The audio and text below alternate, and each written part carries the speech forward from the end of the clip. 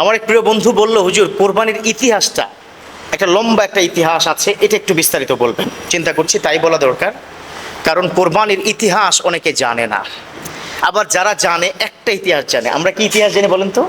আমরা জানি সাইয়েদানা ইব্রাহিম ইসমাইল আলাইহিস সালামকে কি করেছে, কোরবানি করেছে, এই ইতিহাস জানে। তার আগে অনেক ইতিহাস আছে। কোরবানি শুরু হয়েছে সাইয়েদানা আদম আলাইহিস সালামের দুই সন্তান হাবিল এবং কাবিল, তাদের দুই ভাইয়ের মধ্যে আপন বোন নিয়ে দ্বন্দ্ব। ইতিহাস হলো এরকম, সাইয়েদানা আদম আলাইহিস সালামকে আল্লাহ অর্ডার করেছে, তোমার জোড়ায় জোড়ায় সন্তান হবে, এক ছেলে এক মেয়ে। প্রথম জোড়া, আবার পরে যখন দ্বিতীয় জোড়া সন্তান হবে, ওই এক ছেলে এক মেয়ে তোমরা ক্রস বেল্টে করবা। এই ছেলেটা ওই জোড়ার মেয়েকে বিয়ে করবে, এই মেয়েটা ওই জোড়ার ছেলেকে বিয়ে করবে। কথা ক্লিয়ার? এটা নিয়ে দ্বন্দ্ব হয়েছে। হাবিল কাবিল আপন বোন, অনেক সুন্দরী ছিল। তো যাই হোক, বিশাল ইতিহাস। হাবিল কাবিলের মধ্যে আল্লাহ পাক বলেছে, এক কাজ করো আদম, দুজনকে কোরবানি দিতে বলো।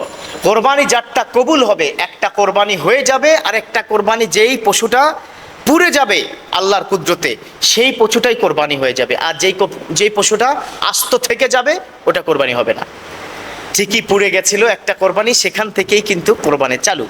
তারপর পর্যায়ক্রমে অনেক কোরবানি, যেমন মুসা আলাইহিস সালামের যুগে, তখনও কিন্তু কোরবানি। আল্লাহ পাক বলেছে, এই শোনো, মুসার কম, এই যে বনি ইসরাইল, তোমরা কোরবানি করো, কি কালারে কি গরু, অনেক কাহিনী। একইভাবে সাইয়েদানা ইব্রাহিম আলাইহিস সালাম, তিনি আল্লাহর কাছে বারবার বললেন, আল্লাহর কাছে তিনি সব সময় বলতেন, রব্বি হাবলি মিনাস সালিহিন, ও আল্লাহ আমাকে একটা নেককার সন্তান দাও। রব্বুল আলামিন বলেন, ফাবাশশারনাহু বিগুলামিন হালিম, আমি ইব্রাহিমকে দীর্ঘদিন পরে এমন একটা সন্তান দিলাম, একটা নেককার সন্তান দিলাম, একটা বুদ্ধিমান সন্তান দিলাম, বিগুলামিন হালিম, নেককার বুজুর্গ একটা সন্তান দিলাম। ফালাম্মা বালাগা মাআহু সাইয়া, যখন সে চলাফেরা করলো, কোরআনের আয়াত। এবার সাইয়েদানা ইব্রাহিম তিনি স্বপ্নে দেখলেন রব্বুল আলামিন তাকে কোরবানি দিতে দেয়। এখন তিনি প্রথম দিন একটা উট কোরবানি দিলেন, দ্বিতীয় দিন আবার স্বপ্নে দেখলেন তুমি কোরবানি দাও, তোমার প্রিয় বস্তুকে উৎসর্গ করে দাও। তিনি দ্বিতীয় দিন 100 উট জবাই দিলেন। তিনি ভাবলেন হয়তো একটাতে কাজ হবে না, আল্লাহ মনে সন্তুষ্ট হয় না, এই জন্য দ্বিতীয় রাতে বলেছেন। 100 উট দিলেন, তাও কাজ হলো না। এবার তিনি বুঝতে পারলেন আল্লাহ বারবার বলছে প্রিয় বস্তুটাকে কোরবানি দাও। ফালাম্মা বালাগা মাআহু সাইয়া, যখন পৌঁছে গেল হাঁটা চলার, যে সন্তানটাকে দীর্ঘদিন তিনি নিজের কাছেও পায় নাই, 7-8 বছর পর্যন্ত হাজরে, ওই যে বিবি হাজেরা, তিনি এই কাবার চত্বরে জমজম কূপের এই এলাকাতে তিনি ছিলেন, রেখে আসছিলেন। এটা লম্বা ইতিহাস, অন্যদিন বলবো। সেখান থেকে আসলেন দীর্ঘদিন পরে, বাবার আদর পায় নাই, সন্তানকে চুমু দিতে পারে নাই। যখন একটু আদর সোহাগ করলেন, হাঁটা চলা শুরু করলেন ভালোভাবে, তখনই কিন্তু ফালাম্মা বালাগা মাআহু সাইয়া, হাঁটা চলা, ইন্নী আরা ফিল মানাম, ও আমার আব্বারে, আমি তো স্বপ্নে দেখেছি, আন্নী আযবাহুকা ফানজুর মা তারা, আমি স্বপ্ন দেখেছি, আন্নী আযবাহুকা, আমি তোমাকে জবাই করতেছি। আহা, 10-12 বছরের সন্তানের সামনে কোনো বাবা যদি এই কথা বলে যে আমি তোমাকে স্বপ্ন দেখেছি, তোমাকে আমি জবাই করছি, আন্নী আযবাহুকা, তোমাকে আমি জবাই করছি, আল্লাহ আমাকে অর্ডার করেছে তোমাকে জবাই করছি।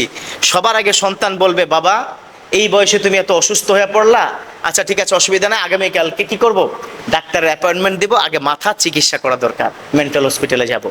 অথচ সে কিন্তু বলে নাই, সে স্পষ্ট করে কে বলেছে যে আপনি তো আমার ফাসাজাদুনি ইনশাআল্লাহ মিনাস সাবিরিন, আপনি আদেশটা যেটা পেয়েছেন আল্লাহর পক্ষ থেকে আপনি সেটা আদায় করেন, আপনি আমাকে কোরবানি করেন। আব্বা টেনশন করিয়েন না, সাতাজিদুনি ইনশাআল্লাহ মিনাস সাবিরিন, আপনি নিশ্চয়ই অচিরে আপনি আমাকে কি পাবেন, আপনি আমাকে ধৈর্যশীল বান্দা পাবেন, আমি অধৈর্য হব না, দৌড় দিব না, পালাবো না, টেনশন করিয়েন না, কোরবানি আপনি করেন। ইতিহাস সাক্ষ্য দেয় সাইয়েদানা ইব্রাহিম আলাইহিস সালাম তার স্ত্রীকে বলল, হাজেরা গো, আমার এই সন্তানটাকে একটু দেও না, আমি ওকে নিয়ে এক জায়গায় দাওয়াত খেতে যাব, মাকে যদি বলে আমি ওকে জবাই করতে যাচ্ছি, কোরবানি মা দিবে না। সেখান থেকে তাকে সুন্দর করে সাজিয়ে গুছিয়ে যাচ্ছে। এখানে শয়তান এই যে কঙ্কর নিক্ষেপ আছে না, আপনারা ইতিহাস জানেন কিনা জানি না, 3 জায়গায় 3টা জামারা আছে, বড় জামারা, ছোট জামারা, মেজো জামারা, 3 জামারাতে কঙ্কর নিক্ষেপ। এর মানে সাইয়েদানা ইসমাইলকে ইব্রাহিম আলাইহিস সালাম সম্পর্কে শয়তান এসে বলল, এই বেটা তুমি কি পাগল হয়ে গেছো, তোমার বাপে নাইলে পাগল, তোমারে জবাই করবে, বুঝো না তুমি। তখন তিনি কিন্তু ওই যে আল্লাহু আকবার পরে তিনি কি করলেন, কঙ্কর নিক্ষেপ করেছেন, তখন তিনি ছোট জামারায় করেছেন, বড় জামারায়, 3 জায়গায় তিনি কঙ্কর নিক্ষেপ করে বলো শয়তান দূর হয়ে যা। আল্লাহ পাক আমার বাবাকে অর্ডার করেছেন, কারণ স্বপ্ন এটাও হচ্ছে নবীদের জন্য ওহী। পড়ুন সুবহানাল্লাহ। তখন তিনি সেখানে কঙ্কর নিক্ষেপ করলেন। সাইয়েদনা ইব্রাহিম আলাইহিস সালাম বললেন, বাজান রেডি হয়ে যাও। আব্বা আমি তো রেডি, আমি রেডি, টেনশন করবেন না। সাইয়েদনা ইব্রাহিম আলাইহিস সালামের কলিজাটা ফেটে যায়। তিনি যখন কলিজা ফেটে যায়, হাতে তরবারি জবাই করবেন, ইসমাইল ছোট শিশু, সে বুঝে ফেললেন আব্বার কষ্ট হচ্ছে। বলল, আব্বা আপনার চোখে আর আমার চোখে কাপড় বেঁধে দেন, কেউ যেন কাউকে না দেখতে পারে, তাহলে জবাই করাটা সহজ হয়ে যাবে। সাইয়েদনা ইব্রাহিম আলাইহিস সালাম চোখের পানি ছেড়ে দেয়, হাউমাউ করে কান্না করতেও পারে না, কারণ আল্লাহর অর্ডার। গোটা বিশ্বের সকল মাখলুকা তাকিয়ে আছে, বয়স্ক একটা মানুষ শিশু সন্তান নিজের সন্তানকে জবাই করতেছে। এই দৃশ্য বিশ্ব প্রথম দেখলো। গোটা কুল কায়নাতের সকল ফেরেশতারা, সকল জীব জানোয়ার, আকাশ পাতাল যা আছে সবাই তাকিয়ে আছে। সবাই যখন তাকিয়ে আছে, একটা বিশাল টেনশন, সবার মধ্যে একটা দুগদুগানি ভাব, একটা ভয়ঙ্কর মুহূর্ত, বিশাল পরীক্ষা। সন্তানটাকে তিনি শুয়ে দিলেন, পাথরের উপর মাথাটা রাখলেন, জবাই করবেন। এবার তিনি ছুরিটা একটু ভালো করে ধার দিলেন, গলার উপর সেটা যখন চালান, গলা তো কাটে না, মেজাজ খারাপ হয়ে যায়, বারবার পোজ দেন, গলা কাটে না। এবার তিনি চিন্তা করলেন গলা কেন কাটে না, পাশে রাখা পাথরের উপর আঘাত করলেন, রাগ করে পাথরটা 2 টুকরা হয়ে যায়। আল্লাহু আকবার, 2 টুকরা পাথর হয়ে যায়। তিনি আশ্চর্য হয়ে গেলেন, পাথর 2 টুকরা হলো, আমার সন্তানের গলা কাটে না কেন? জোর করে গলার কাছে হাত রেখে জবাই করবেন। ঠিক ওই মুহূর্তে জিবরিল আমিনকে আল্লাহ বলছেন, আল্লাহ আমার বন্ধু পাশ করে ফেলেছে, যা ওর তো গলা এখনই কাইটে ফেলবে, তাড়াতাড়ি যাও, জান্নাত থেকে একটা দুম্বা নিয়ে ওর ছুরির নিচে দিয়ে দাও, আর ইসমাইলকে এখান থেকে সরিয়ে দাও।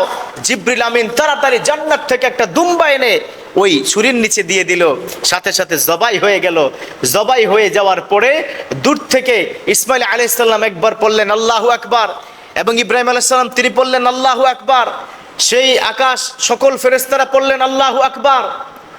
তারপরে লা ইলাহা ইল্লাল্লাহু আল্লাহু আকবার ওয়ালিল্লাহিল হামদ। এই যে আমরা তাকবীর পড়ি কোরবানির সময়, পড়ি না, আল্লাহু আকবার আল্লাহু আকবার লা ইলাহা ইল্লাল্লাহ আল্লাহু আকবার ওয়ালিল্লাহিল হামদ, এটা ওখান থেকে আসছে আল্লাহু আকবার। সাইয়েদনা ইব্রাহিম যখন আল্লাহু আকবার করে তিনি জবাইটা করছেন, তখন একবার আল্লাহু আকবার, আল্লাহু আকবার, আল্লাহু আকবার। ইসমাইল আলাইহিস সালাম পাশে বসে আল্লাহু আকবার পড়লেন। তিনি দূর থেকে দেখছেন যে তার বাবা দুম্বা জবাই করছে, তাকে এক ফেরেশতা এসে সেখান থেকে সরিয়ে পাশের পাথরে রেখে দিয়েছে। তিনি পড়লেন একবার আল্লাহু আকবার। তারপরে ফেরেশতারা পড়লেন আল্লাহু আকবার, আল্লাহু আকবার, আল্লাহু আকবার। ফেরেশতারা বললেন লা ইলাহা ইল্লাল্লাহ, আল্লাহ ছাড়া কোনো মাবুদ নাই। তারপর পড়লেন সবাই মিলে আল্লাহু আকবার, এবং শেষ পর্যন্ত জিবরিল আমিন নিজেও পড়লেন আল্লাহু আকবার। এখন সবাই মিলে যখন তিনি চোখটা খুলে দেখলেন রক্তাক্ত অবস্থায় সন্তানকে দূরে বসা, এবং দুম্বাটা রক্তাক্ত হয়ে গেছে, মাথা দেহ আলাদা হয়ে গেছে, তখন তিনি বললেন ওয়ালিল্লাহিল হামদ। আল্লাহ গো, অনেক পরীক্ষায় ফেলেছো, শেষ জীবনে সন্তান দিয়েছো, আদর করতে দাও নাই, সন্তান ঘরে আসছে, এবার তাকে জবাই করতে বলছো, তোমার কাছে শুকরিয়া গো মাবুদ, তোমার কাছে শুকরিয়া। এইখান থেকেই আল্লাহ পাক খুশি হয়ে কিন্তু আমাদের উপরে এটা ওয়াজিব করে দিয়েছে, যা ইব্রাহিম এমন ইতিহাস তুমি তৈরি করেছো, তোমার উপর আমি খুশি হয়ে গেছি, যাও তোমার এই কোরবানিটা কিয়ামত পর্যন্ত যত নবী রাসূল আসবে সকল নবীদের উম্মতের উপরে এই কোরবানিটা আমি ওয়াজিব করে দেব। পড়ুন সুবহানাল্লাহ। কোরবানির ইতিহাস পাইছেন তো, মৌলিক ইতিহাস। আমাদের আব্বাজান ইব্রাহিম আলাইহিস সালাম তিনি তার নিজের সন্তানকে কোরবানি দিয়েছে।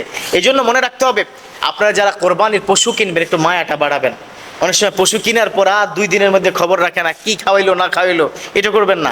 নিজের হাতে ঘাস কিনে ভুসি কিনে সুন্দর করে নিজের হাতে খাওয়াবেন, একটা মায়া তৈরি হবে। পারলে পশু পালন করে করবেন, যদি এটা সম্ভব হয় না সাধারণত, তারপরেও ইনশাআল্লাহ তাআলা আপনি কোরবানির গরুকে কষ্ট দিবেন না।